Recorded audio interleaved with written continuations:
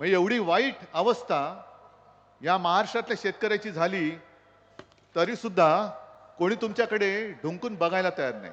बघितलं का नंतर दुष्काळाची किंवा नंतरच्या आपत्तीची काही नुकसान भरपाई मिळाली? आणि तेव्हा तुम्हीच सांगितलं होतं मला, की साहेब ह्या निळवंडे धरणाचं पाणी जर वेळेत सोडलं असतं ना, तर आमची पिकंही करपली नसती. आज सुद्धा आमची सोन्यासारखी पिकं, हे सोनं आज सुद्धा आमच्या हाताशी लागलं असतं. आणि मग मी चौकशी केली. निळवंडे धरण बांधून तयार झालं होतं. पण मोदीजींना उद्घाटनासाठी वेळ नव्हता, म्हणून टेस्टिंगच्या नावाखाली माझ्या शेतकऱ्याचं पीक करपलं तरी चालेल, पण मोदींची तारीख मिळत नाही म्हणून पिकं करपवून टाकली होती. शेतकऱ्यांचं आयुष्य नासून टाकलं होतं.